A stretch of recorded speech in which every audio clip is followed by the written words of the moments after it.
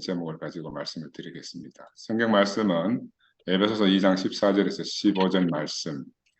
그는 우리의 화평이신지라 둘로 하나를 만드사 중간에 막힌 담을 h으시고 원수된 것 곧 의문에 속한 계명의 율법을 자기 육체로 폐하셨으니 이는 이 둘로 자기 안에서 한 새 사람을 지어 화평하게 하시고 이제 이 말씀을 선택했는데 지금 우리 교회의 모든 형제들의 안전한 강구는 우리가 세 곳으로 갈라진 우리 형제들이 정말 하루빨리 하나로 회복되는 것이 아니겠나 하는 생각이 듭니다. 그래서 내가 이 본문 말씀을 택했고 우리가 참 예수 안에서 우리 인생이 발견되면 우리가 겉으로 이렇게 나눠진 것 같지만 실상은 이미 하나인 것이 다 알아지실 것이라 생각이 들어요.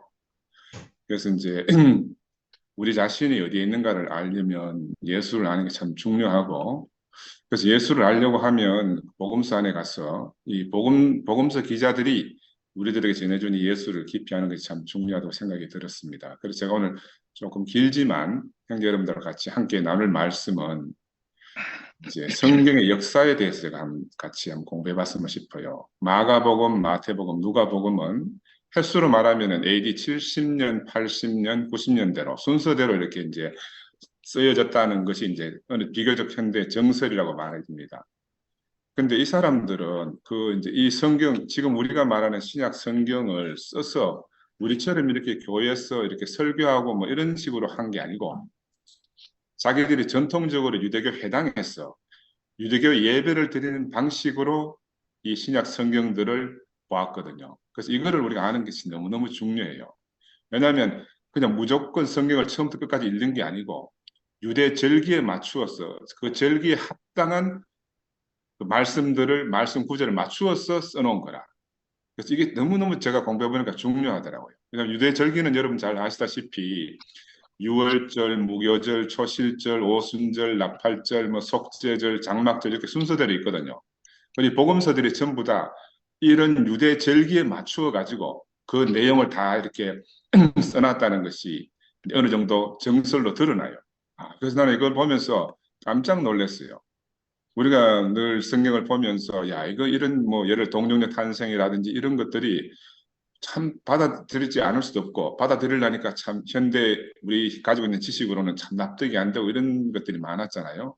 그래서 이제 이 유대 절기에 맞추어 가지고 예수가 참 하나님이고 예수가 참 사람이라는 것을 제자들이 나타내기 위해 가지고는 그 절기에 맞추어서 그 많은 이적과 다른 장치들을 써가지고 예수가 우리 구속해 주고 우리의 참 하나님이다 하는 것을 표현하는 것 그런 복음서다 하는 걸 여러분이 이제 앞으로 저와 같이 모임을 하면서 같이 이해해가는 그런 시간을 가졌으면 좋겠어요. 왜냐하면 우리의 언어나 우리가 쓰는 문자는요 결국 어떤 실제를 직접 지시해서 가리키지를 못하거든요. 그러니까 우리가 언어를 쓴다든지 문자를 쓰는 거는 다 상징입니다. 상징. 예를 들어서 이제 달을 가리키는 손가락 역할밖에 못하는 거라 언어나 문자는 실제 달을 지시는 하지만 달 자체를 말할 수가 없는 거라. 우리가 하나님을 지시하지만 하나님을 말할 수가 없고 예수를 지시하지만 예수를 말할 수는 없어요. 이게 이제 우리가 가지고 있는 언어나 문자의 한계인데 우리는 이때까지 그런 걸 잘 모르고 이제 성경을 이렇게 읽어왔거든요. 그래서 볼 수 없는 하나님을 우리 언어로 나타내는 것은 불가능합니다. 하나님을 나타내려고 하면 하나님 언어가 있어야 되는데 우리는 인간이기 때문에 하나님 언어가 없잖아요.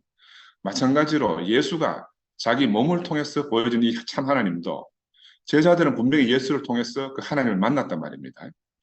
만났는데 자기들이 가진 언어로 표현이 안 되는 거라. 자기들이 가진 문자나 언어를 가지고. 그 정말 딜레마죠, 딜레마. 보긴 봤는데 표현할 방법이 없으니까. 그래서 내가 만난 이 참 사람 예수, 이 참 하나님 이 예수를 갖다가 어떻게 표현해야지 우리 동족, 우리 민족, 이 유대인들이 이걸 바로 알아들을 수 있겠나? 이런 고민을 했을 것 같아요. 근데 사실 이 성경이 2000년 지난 오늘 우리들을 위해서 기록되어지지 않았거든요. 그런데 우리는 지금 그 성경을 읽으면서 마치 성경이 2000년 뒤에는 우리를 위해서 쓰여진 문자라고 알고 있기 때문에 이걸 보는데 이제 많은 오해 같은 게 생길 수가 있으니까 우리가 어차피 지금 막 하여튼 혼돈 가운데 있으니까 이참에 정말 새롭게 기초부터 잘 다지자 하는 의미로 우리 이때까지 이런 공부 한 번도 안 했잖아, 그지? 그래서 이제 좀 어떤 이런 지식 배경 백그라운드도 필요하다. 이래서 이제 형제 여러분 오늘은 그런 시간을 좀 가졌습니다. 보면요, 이 유대절기를 1년마다 돌아오는 유대절기를 지키는데 마가는 대략 6개월 반치 정도밖에 해당이 안 된다 그래요. 마가복음이 짧잖아요. 짧은 이유가 마가복음으로서 커버할 수 있는 유대절기가 6개월 반밖에 안 돼. 그래서 마태하고 누가는 그걸 증거판을 낸 거라. 마가복음을 기준으로 해가지고. 그래서 1년치가 되도록 1년마다 주기적으로 돌아올 수 있도록 이 마태복음과 누가복음을 증본했다. 이렇게 이제 여러분이 이해하시면 됩니다. 그래서 이제 복음서를 보면 어떻게 되어 있는가 하면은 마태나 누가는요, 예루살렘을 한 번만 방문한 것으로 이렇게 기록되어 있거든요. 한 번만 방문했는 거. 근데 요한복음에 보면 예수가 예루살렘을 3번이나 올라갔다고 되어 있어요. 6월절에. 그래서 우리가 기본적으로 예수의 공생애가 3년이다 이렇게 알고 있는 건 바로 요한복음을 기준으로 해서 말하는 건데, 이게 이제 1년짜리 유대 예배가 있고 3년짜리 유대 예배가 있고 길게는 4년짜리도 있대요.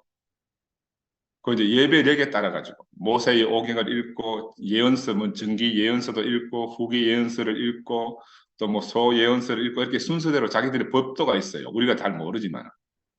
그래서 이런 현상들이 생긴다.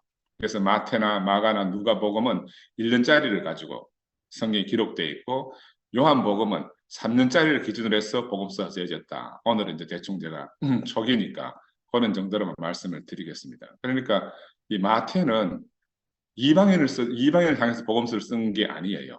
마태복음은 유대인들을 향해서 복음서를 썼습니다. 그러니까 유대인들 향해서 쓸 때는 유대인들이 익히 알고 있는 것들은 마태가 따로 부연 설명할 필요가 없는 거라. 누가복음은 그 유대민족, 그 유대 나라에 사는 유대민족이 아니고 디아스포라 유대인, 그러니까 그 당시에 전 세계로 흩어져 있는 유대인하고 이방인들을 위해서 이 복음서를 썼어요. 그러니까 이런 백그라운드가 다르다 하는 걸 우리가 알고 이 성경 말씀을 보는 게 중요하고, 그래서 이제 이 복음서 기자들의 이해 속으로 우리가 들어가서 이 복음서를 보아야만 복음서를 이해하는 폭이 훨씬 넓어진다.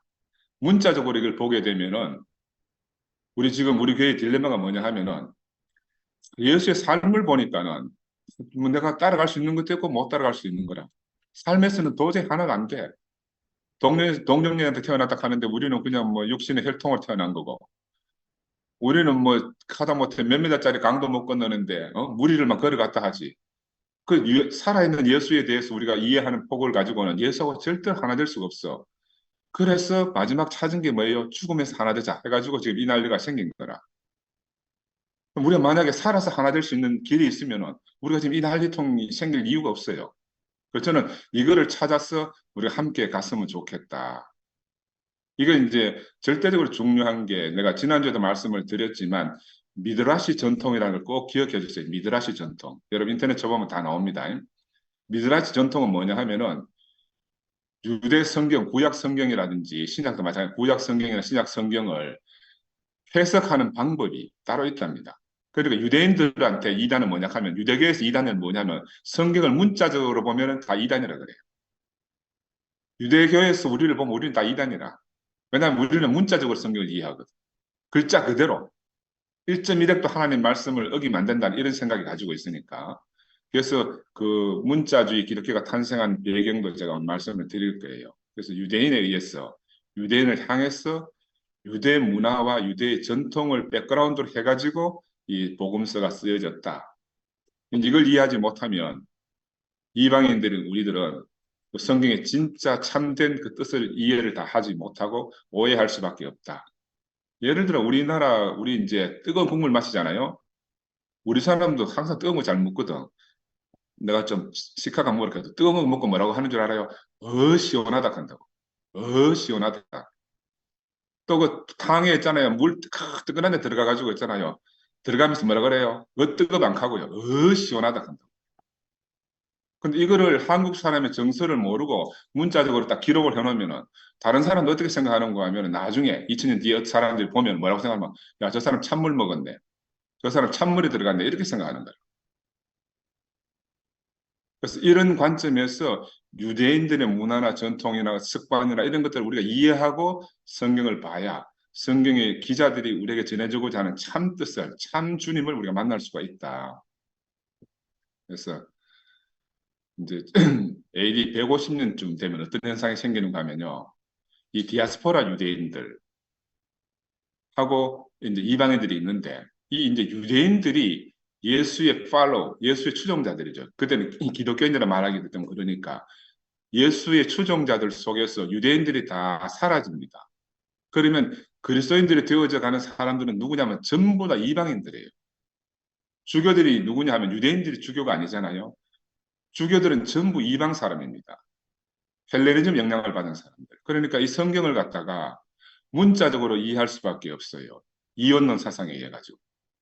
그래서 이 복음서가 그때부터 오해되어지기 시작했는 거야. 이 사람들은 그러면 유대인들한테 야 이거 원래 어떤 뜻을 썼겠노 물어볼 수가 없는 거라. 왜? 유대인들을 적으로 생각하니까. 유대인들을 적으로 생각하니까. 왜? 어떤 적, 우리 주님을 죽인, 우리 예수를 죽인 적이기 때문에 유대인들을 철천지 원수로 생각해. 그걸 갖다가 이제 요즘 반sem족주의, 반sem족주의. 반sem족주의는 반유대주의라는 거거든요. 이 예수를 죽인 이후에 기독교인과 그리스도 뭐 유대계 갈등 때문에 2000년 동안 시간이 지나면서 마지막에는 이제 히틀러를 통해서 유대인 학살까지 일어나는 이런 엄청난 일들이 바로 이 시기 때부터 시작이 된 거예요. 예수 사후에. 그래서 우리가 이 복음서가 정통 유대인들을 통해서 우리한테 지금까지 전해진 게 아니고 유대인들을 위해서 쓴 복음서가 이방인들이 번역하고 해석하고 해서 지금까지 왔기 때문에 지금 우리가 막 성경을 보면 딜레마에 빠지는 많은 문제들이 이방적인 시각에서 생긴 문제다.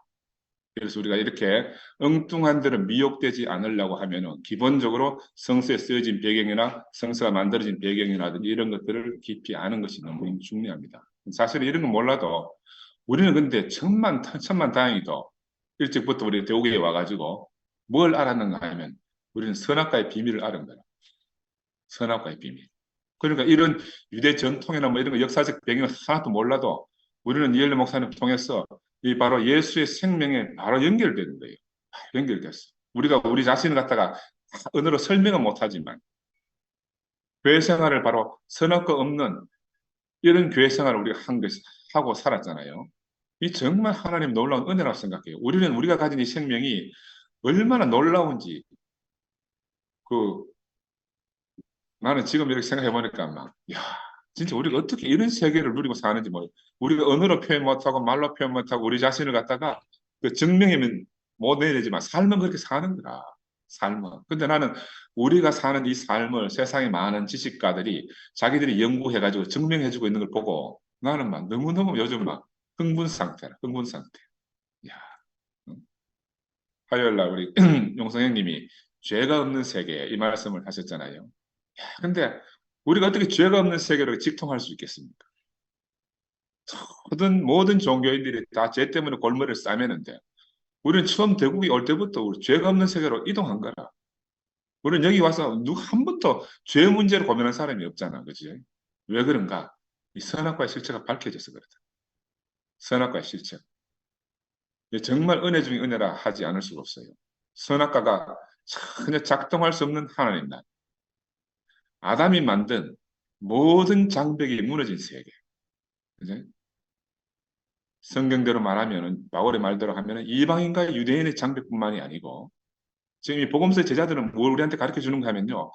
예수를 깊이 추적해 따라가다 보니까는 삶과 죽음의 경계선도 사라졌다는 거예요. 이게 복음서 제자들이 우리한테 하는 정말 중요한 말씀입니다. 왜냐하면 우리가 4대 복음서를 보면요. 예수가 부활했다는데 뭐 몸이 있는 건지 없는 건지 왔다 갔다 해요.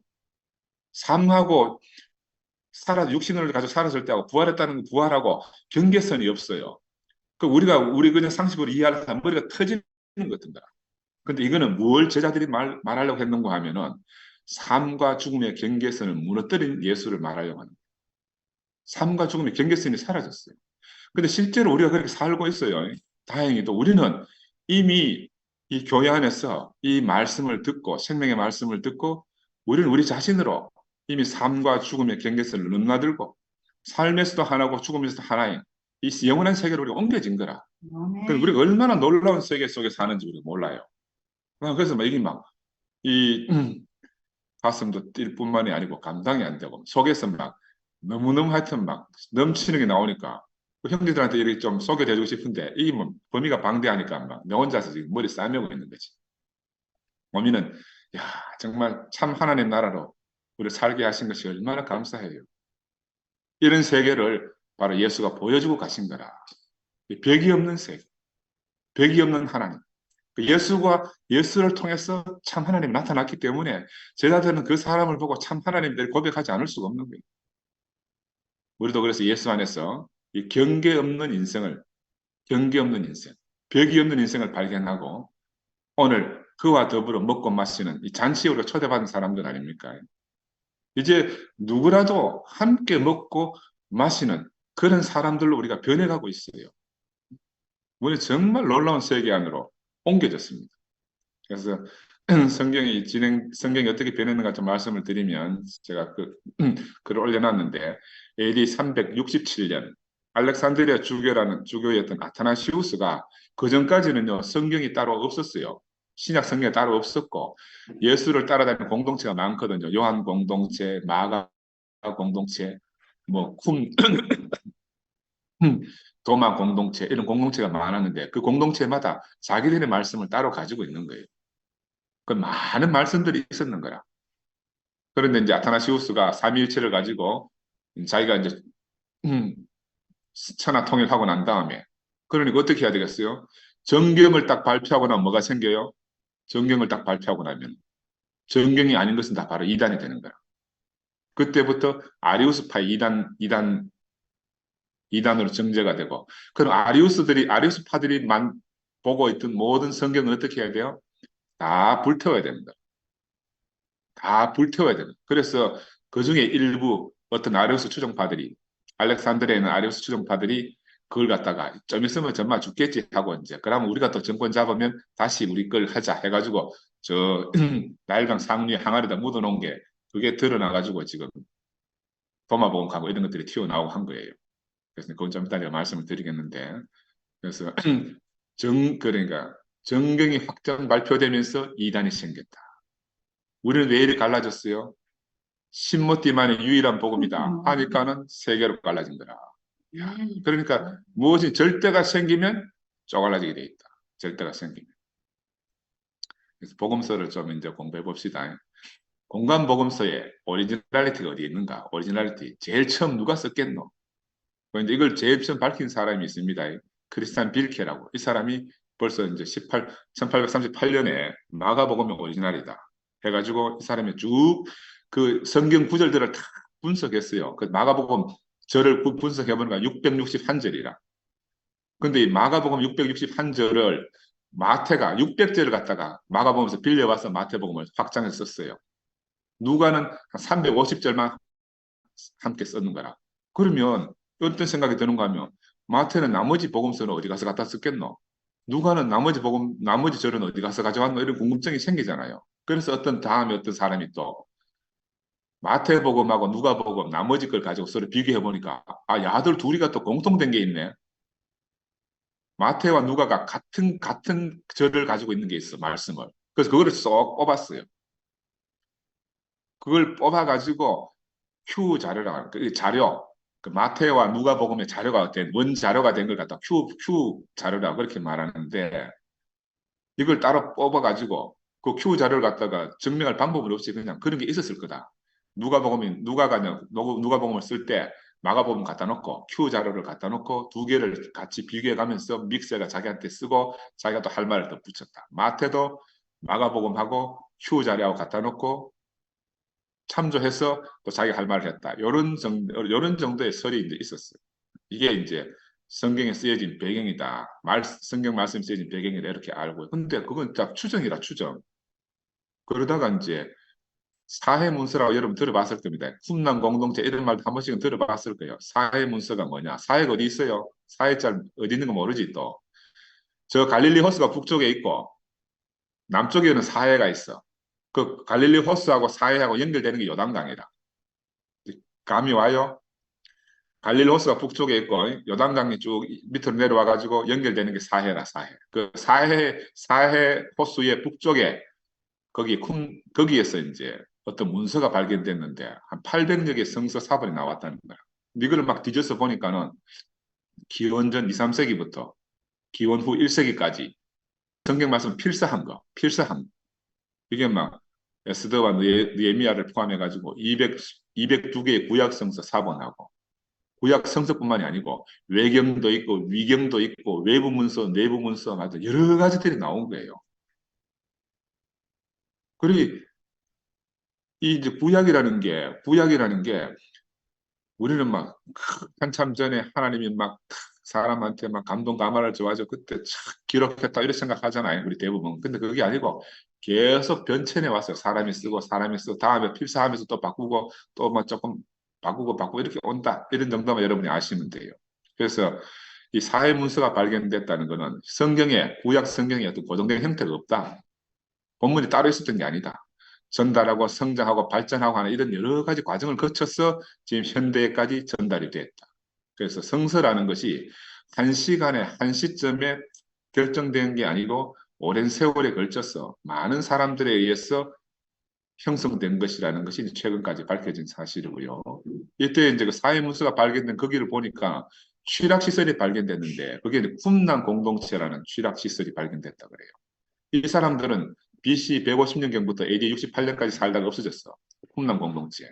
서론 이제 이 사람들이 우리 성경에서 에세네파라는 말 들어봤잖아요. 에세네파. 이 쿰난 공동체하고 세례요한 공동체들하고 세례를 주는 공동체는 두 공동체밖에 없었어. 우리가 지금 아는 세례요한 이전에는 세례가 없었어요. 세례 요한부터 세례 주는 게 있었는 거라. 근데 그 세례를 갖다가 쿰난 공동체도 같이 세례를 줘가지고 한 파인가 아닌가 고민이 많았는데 약간 다르긴 다른데 둘 다 세례를 준 그런 공동체였다. 그런 거를 여러분이 간단하게 아시고요. 그 다음에 이제 koptic 시대라는 게 있는데 koptic 시대.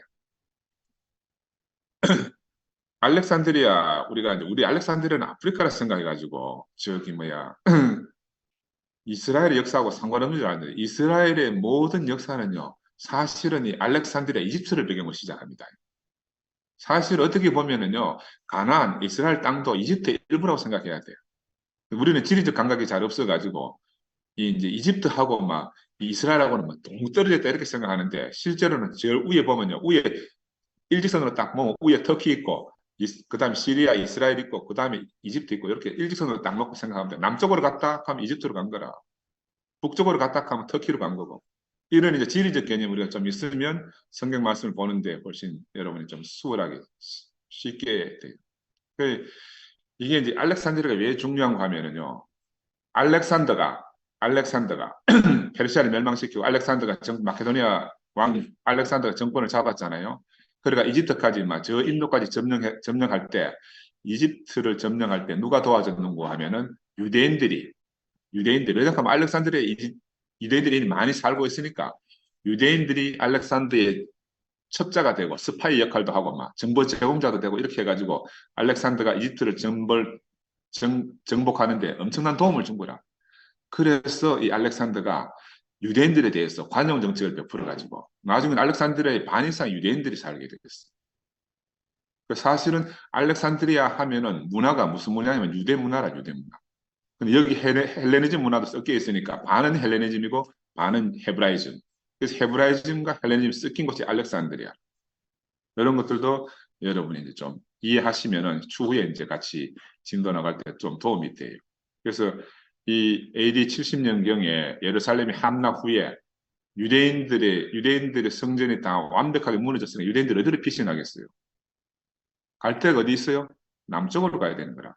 양식 없어도 남쪽으로 가야 되고 지금 성전이 사라져도 남쪽으로 가야 되고 다 가면 어디로 가요? 알렉산드리아로 가요. 그 사실은 유대계의 본산이 어디에 있는가? 알렉산드리아에 있다. 이렇게 생각하면 돼요. 그러면서 이 알렉산드리아는 어떤 역할을 하는가 하면 헬레니즘을 이 마케도니아 그리스잖아요. 그리스의 헬레니즘 사상을 갖다가 로마를 전해주는데 알렉산드리아가 아주 중요한 역할을 했다. 그러니까 이 그때 헬레니즘 문명이 넘어가면서 기독교도 같이 넘어가게 된 거예요. 우리가 이런 역사적 배경을 알면은 성경 바울이 성경하는 이런 배경들을, 백그라운드를 좀 이해하기 수월할 수가 있어요. 예, 조금 더 좀 오늘은 조금 복잡지만 여러분 그 첨부한 자료를 같이 보시면서, 그래서 우리가 이제 로마 제국도 서로마 제국, 동로마 제국 있잖아요. 로마를 중심으로 서로마 제국 있고 저 뭐지 갑자기 생각이 안 난다. 그 비잔틴을 중심으로 하는 동로마 제국이 있잖아, 그지?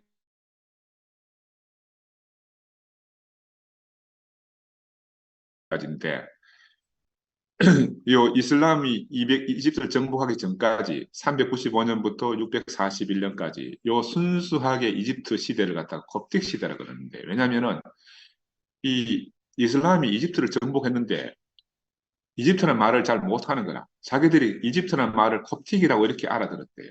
그래서 kop틱 시대라고 하는 말이 있고요.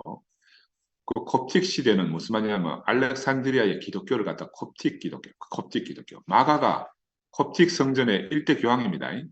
마가가. 그만큼 이집트에는 유대 어떤 그리스도의 복음이 아주 만연한 곳이다. 만연한 곳이다. 이렇게 이게 이제 그 알렉산드리아에 있는 이런 사람들, 이 기독교인을 갖다 그래서 구분해 가지고 콥틱 크리스찬이다 이렇게 말합니다. 콥틱 크리스찬. 요거 꼭 기억하시는 게 중요할 수 있습니다. 근데 요 콥틱 크리스찬의 특징이 뭐냐 하면은 약간 분위기가 정통 유대교하고 정통 기독교하고 다르고 약간 영지주의적 성향을 띠고 있다. 영지주의적 성향. 이런 것들이 이제 일반 기독교인하고 구분이 돼요. 그러면 이걸 왜 이게 이제 콥틱 크리스찬 이야기 하는가 하면은 제가 이제 알렉산드의 배경을 말씀드리려고 그래요.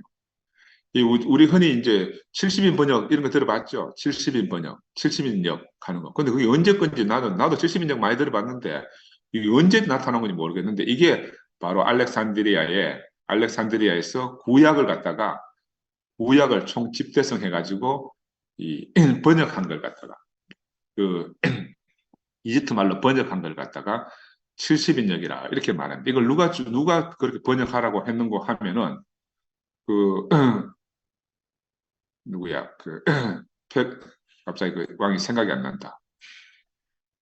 프톨레미 2세라고 그 이집트 왕이 이미 이집트 전체가 그 유대인들이 그 득세하고 있으니까 그 성경 말씀을 히랍어로 만들어 봐라. 너거 유로 저 뭐고 헬라 저 뭐지 아람어라든지 이런 너거 히브리어 그거 말고 우리가 읽을 수 있도록 그래서 히랍어 성경을 만들라고 요청을 해가지고 그 70인 그 성경 번역자들을 불러가지고 세 군데가 네 군데로 나눠가지고 다 번역시켜서 다시 합쳐가지고 비교해보고 이렇게 해서 만든 게 70인역이라고 그래요. 이 성서, 요거는 구약입니다. 구약 성경이 그렇게 해서 만들어졌다. 그러니까 요게 저 뭐고 BC 한참 위에 게 아니고 한참 뒤에 성경에 이렇게 구약도 통합이 됐고요. 그리고 나서 이제 우리가 흔히 아는 여러분 문서가 여러 개 있는데 바벨론 유수 시절에 나라가 이제 성경이 싹 회파되고 나니까는 그러면 이스라엘 백성들이 기댈 데가 없잖아요. 그리고 구약의 구전으로 막 조상들이 전해오던 걸 갖다가 그냥 놔두고는 나라가 사라지겠거든. 그래서 이 구전으로 전해져 오던 것을 갖다가 문자화하자 해가지고 북이스라엘에서는 무슨 문서를 만들었는가 하면 이 문서라고 만들었어요. 이 문서. 왜 이 문서냐면 엘로힘 문서이기 때문에 북이스라엘은 엘로힘 하나님, 남유다는 BC 8세기에 제이 문서를 제이는 뭐냐 하면 야훼라 야훼. 그러니까 하나님 북이스라엘이 믿는 하나님하고 남유다가 믿는 하나님이 달라요. 엘로힘 하나님 믿는 북이스라엘, 야훼 하나님 믿는 남유다. 우리는 같은 줄 알잖아요. 그냥. 근데 그 중에서 또 피문서라는 게 있어. 아까 미드라시 전통을 말씀드렸지만 이런 구약 성경들을 가지고 제사장들이 해석해 놓은 거라. 해석. 이걸 제사장 문서라 그래요. 제사장 문서. 우리 요즘 가장 쉽게 나오는 건 뭡니까? 그 이스라엘 생각이 갑자기 안 난다. 탈무드 이런 거. 이런 제사장 문서가 따로 있는 거라. 제사장 문서도 많아요. 500 몇십 개, 600 몇십 개도 나온다고. 이건 누가 썼는가 하면 아론 지파가 제사장 지파잖아. 북이스라엘 문서 한 개 있고 남유다 문서 한 개 있고 아론 지파 문서가 따로 한 개 있는 거라. 그러나 또 시간이 또 흐르니까요. 바벨론 시대에 선지자들이 예언자들이 나와가지고 새로운 지금 이 나라 다 잃어버리고 하니까 우리가 모세의 요경을 다시 저뭐 모세의 가르침 갖다가 다시 묵상하자 해서 새로운 신명기를 쓰는 거라. 그 문서가 네 개입니다. E, J, P, D. 음? 그런데 이제 그래서 야외 문서하고 엘로이 문서를 합쳐가지고 그럼 세 개가 되잖아. 세 개가 되는 거라. 이걸 다 끌어모아서 이제 알렉산드리아에 있는 이 프톨레미 왕 2세가 다 통일해가지고 헬라어로 번역해라 해가지고 번역한 것이 우리말로 70인역이다. 그 성경이 이렇게 복잡하게 세월이 걸쳐가지고 이렇게 만들어졌습니다. 우리 이런 거 한 번도 공부 안 했잖아요. 우리는 그냥 생명 있으면 땡이다 하고 막. 근데 지금은 이제 막 지진이 나고 막 무너질 때 챙겼으니까 우리가 새롭게 한번 우리 바닥을 한번 확인해 봐야 되는 거예요. 그런데 문제는 이제 이거는 구약의 이제 이런 사회 문서는 구약의 어떤 원본들이 많이 있더라는 거 이제 그런 걸 말씀드린 거고 도마복음서라는 거 이거는 도마복음서는 이제 신약이거든 신약. 도마복음서는 아까 말씀드렸지만 나그 한마디라고 저 나일강 상류에서 그 나그 한마디라는 지역에 거기 어떤 저 큰 바위 밑에 항아리 속에서 이 문서가 대량 문서가 발견돼서 이게 언제 발견됐는가 하면 1945년 일본 히로시마의 원자폭탄이 떨어졌을 때 이 나가 한마디 문서가 12월 달에 발견이 됐어요. 그러니까 이걸 발견하고 나서 성서 연구자들은 뭐라고 말하는가 하면은 이게는 기독교의 핵폭탄이 떨어졌다. 기독교 핵폭탄이 떨어졌다. 왜냐하면 그 고문서가 얼마나 많이 나왔는가 하면 52종이 나왔는데 그 책으로 된 게 13개의 책으로 돼 있어요. 우리 말하는 파피루스, 가죽이 포장이 돼가 두껍게 포장이 되어 있는 이런 52종의 책이 만들어져 발견됐는데 그 중에서 신약하고 관련된 게 뭐냐 하면은 이 두 번째 책, 제2 그 한계를 13개 코덱스라 그러는데 그 제2 코덱스의 두 번째 편집 문서 말미에 도마 문서라는 게 나온 거라. 도마 문서. 여러분 인터넷 쳐보면 도마 문서 나옵니다. 114개로 쫙 나옵니다. 예수 가라사대 하면서 쭉 나온다. 가라사대 보고. 우리가 국민학교 나는 초등학교 교회 다닐 때 막 선생님이 맨날 가라사대 게임 많이 시켜줬거든. 예수 가라사대 막 이래가 많이 말씀도 많이 배우고 했는데 예수는 말씀을 많이 하신 거라. 그래 가라사대 복음서라 이거는 전부 다. 아까 말한 큐 복음서하고 이 도마 복음서를 딱 비교해 보니까 35%가 같은 거라. 아, 그러니까 이 큐 복음서, 마가복음하고 누가복음의 같은 그 복음서하고 도마 복음서하고도 35%가 같아요. 그러니까 이 자료들이 그 예수님 말씀의 자료들이 천지사방에 많이 흩어져 있는 거라.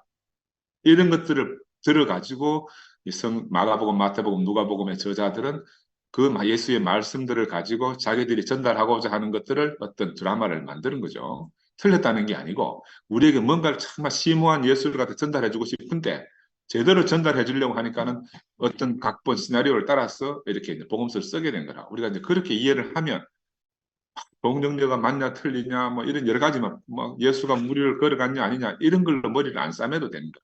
나중에 제가 계속 해가면서 이제 형제 여러분하고 같이 교제를 좀 할 거예요. 그래서 이 복음이라는 게 편집되는 게 따라 가지고 얼마나 해석이 달라지는가. 나는 그래 이거 해석된 거 보고요 막 눈이 뒤집혀졌어. 야, 예수의 기적을요. 우리가 늘 목사님 말씀 듣고 어떻게 해야 하나? 그래, 이거는 이렇게 새롭게 해석한 거잖아. 근데 그 우리가 해석해낸 게 거의 틀린 게 아니라. 근데 해석의 관점이 좀 달랐을 뿐이라. 그래서 새로운 관점에서 이 복음을 새롭게 해석하면 우리는 이미 우리한테 다 있는 걸 갖다가 우리 자신을 증명해낼 수 있기 때문에 너무너무 황홀해, 나는. 그래서 이제 다시 한번 말씀드리면 이 가라사대 복음서, 큐 복음서하고 도마 복음서 의의가 뭐냐? 복음서 안에 있는 인생 설화복음, 뭐 덧붙인 것들 있잖아요. 이 덧붙인 걸 싹 빼고 나면은 뭐가 남아요? 예수의 말씀만 딱 남는 거예요. 예수의 탄생과 예수의 순환과 예수의 죽음과 예수의 부활 이런 걸 싹 빼고 나면요. 진짜 예수가 살아서 하신 말씀만 남는 거라. 그러면 그 예수가 살아서 하신 말씀을 보면 예수가 어떤 사상가였고 어떤 생명을 가지고 우리한테 주시려고 했던가를 우리가 더 깊이 직접적으로 우리가 이해할 수가 있다. 그래서 신화와 기적과 전혀 무관한 예수 자신의 말씀을 갖다 우리 복음서에서 찾아내면 되는 거예요. 그럼 이거는요, 복음서 안에 또 다른 성서가 들어있는 거라. 또 다른 복음서가 들어있어요, 그 안에. 그죠? 이걸 이제 어록복음이에요, 어록복음. 어록복음. 그래서 이제 Q 공동체가 Q 말씀이 있으면 Q 공동체가 있을 거 아니에요. 그죠? Q 복음서를 생산해낸 사람이 있단 말입니다. 요한 공동체에서는 요한 복음서를 썼어요. 마가 공동체에서는 마가 복음을 쓰는 거라. 그리고 예수 추종자들이 구석구석에 너무너무 많은 거라. 근데 지금 이제 그 아타나시우스가 정경 발표하고 나서 그런 사람들이 다 사라져 버린 거야. 그런 성경들이 다 사라져 버렸어요. 얼마나 안타깝습니까, 그렇지? 근데 이런 사람들의 예수 말씀, 그 복음서를 보면요, 예수님 말씀만 있기 때문에 그 예수가 메시아다, 예수가 죽음을 우리 죄를 구속했다 하는 이런 사상들이 별로 없어요. 정말로 순수하게 참 사람으로서 그 참 사람 안에서 참 하나님을 만난 사실만 남는 거라. 근데 이 사람들은 그걸 전해주려고 하니까 얼마나 딜레마겠어요. 사람 안에서 하나님을 만났다. 이거는 정천병력 같은 소리거든. 사람 안에서 하나님이 나타났다. 근데 그 정천병력 같은 문제를 갖다 우리는 지금 눈으로 보고 우리 몸으로 살아내고 있잖아요. 사람 안에 하나님이 있다는 우리는 이미 우리의 생명으로 경험해 가고 살고 있는 거라. 그래서 우리는 엄청난 세계 속에 살고 있습니다.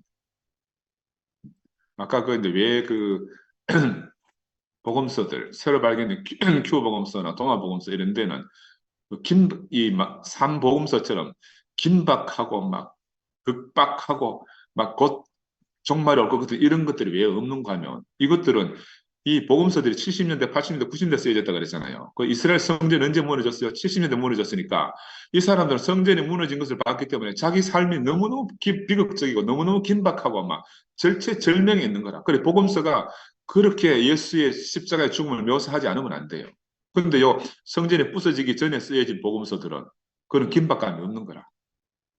어떻게 보면 조금 뭐라하면 느긋한 거라. 그 예수님 말씀만 그냥 막 주구장창 있는 거라. 근데 이 사람들 다른 말로 말하면요. 기독교는 아니라 이 사람은. 기독교 생기기 전에 있던 공동체들이라.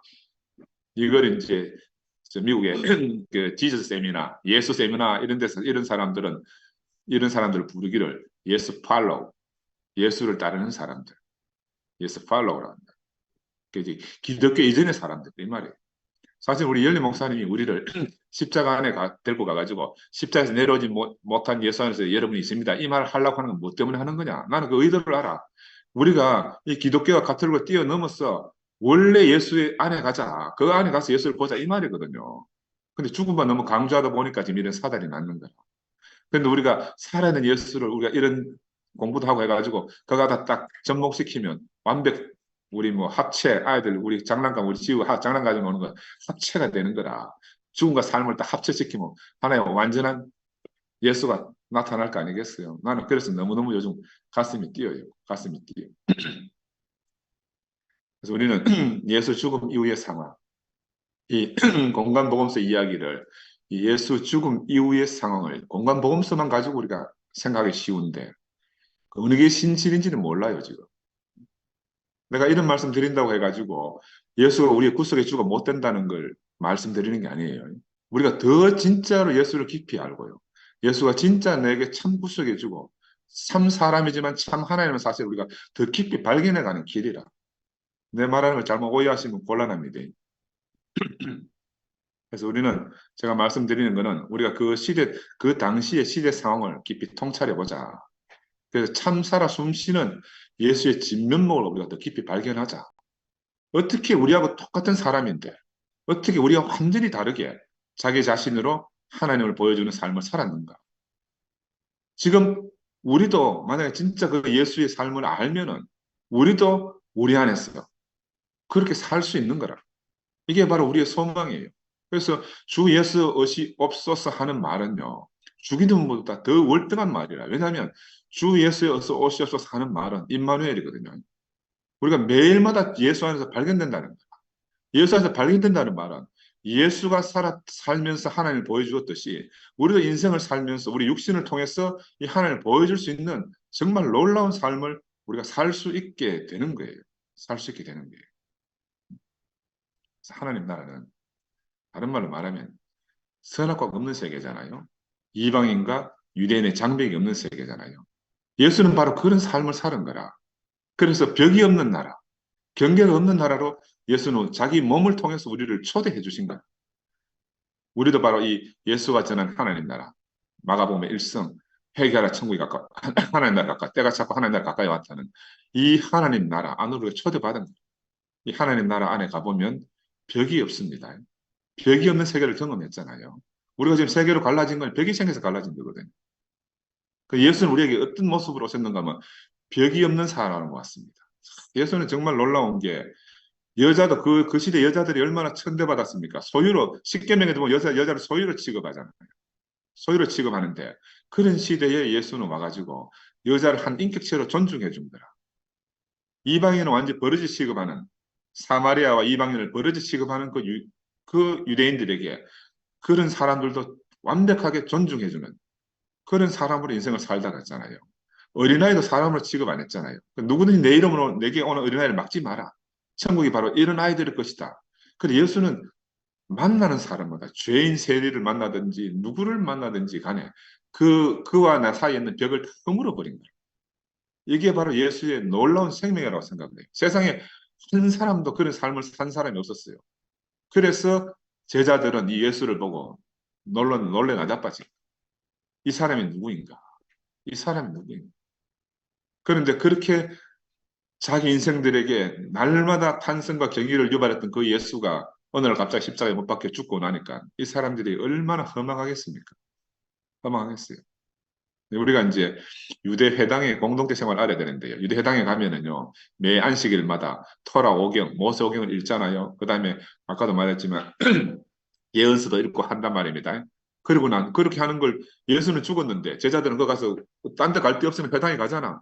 근데 40년을 그렇게 들었는 거라. 예수 죽고 나서 이스라엘 성전이 망할 때까지 매일 들으면 뭘 생각했겠어요?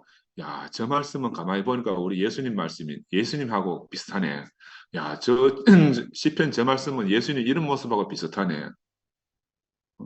이사야서 저 말씀은 예수님 이 말씀하고 비슷하네. 40년 동안 생각한 거라.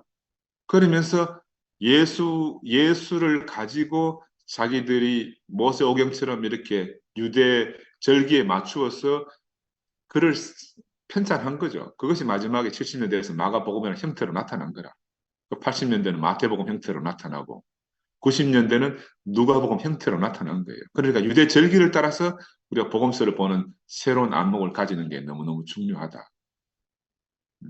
아까 처음에도 말씀드렸지만 이 알렉산드리아 주교였던 아타나시우스 이놈이 27권 신약 성경을 갖다 정경이라고 발표하는 것부터 그때부터 이 온 세상이 이단 문제로 십자군 전쟁도 일어나고 별 것들이 다 생겨 마지막에 이제 유대인 학살까지 이게 지금도 반sem족주의라는 게 뭐냐 하면 지금도 지금 하마스하고 이스라엘 전쟁하잖아요. 이게 다 그 여파인 거라. 그 여파. 왜냐하면 기독교는 유대인을 알기를 갖다 우리 주님을 죽인 놈이다. 그러니까 뼛속 깊이 유대인을 저주하거든요. 그러니까 모든 나라에서 유대인은 추방당하잖아요. 추방 안 하면은 너희는 여기서 살아 해가지고 게토라는 막 사람 정말 막 개돼지만 사는 곳에 정해놓고 여기서 살아라. 이렇게 유대인들 취급한 거라. 그게 히틀러까지 와가지고 히틀러가 유대인을 말살시켜야 된다는. 전부 다 그때 목사들하고 막 전부 다 같이 히틀러 편 다 들고 했잖아요. 이게 우리 기독교의 슬픈 역사라. 근데 우리는 그 기독교를 벗어나자는. 진짜 예수의 제자들이 우리에게 전해주고자 하는 예수 자신 안으로 갔어. 벽이 없는 예수를 만나면 이 세상에 평화가 안 오겠어요? 우리 새 쪼가리 난 우리도 딱 하나로 안 만나지겠어요? 그죠? 그러기 위해서는 우리가 정말 이 예수를 만나는 게 너무너무 중요하다. 죽었어도 십자가에서도 만나야 되지만 삶에서도 우리가 예수를 만나야 된다. 삶에서 만나야 된다. 그래서 나는 우리 형제들에게 말씀드리고 싶은 거는 우리가 지식이라고 무조건 너무 다 이렇게 외치지 말고 우리 세상에 우리에게 알려준 이 지식들도 우리가 흡수해야 돼요. 그래서 그런 것들을 가지고 우리 자신을 증거하는데 우리 자신의 생명을 표현해내는데 우리가 마음껏 썼어. 정말 하나님이 인생을 지으신 것, 하나님 우리에게 예수를 우리 붓속의 주로 보내주신 것, 우리를 하여금 영원한 생명을 살게 하신 것, 이런 것들을 정말 예수 안에서 우리가 늘 감사하고 하나로 살게 된 것을 늘 감사해야 되지 않겠습니까? 그죠? 아, 오늘은 제가 조금 길었습니다만은 용서해 주시고 정말 예수 안에서 하나 되는 그런 형제들이 되었으면 감사하겠습니다. 주님을 찬양합니다. 아멘.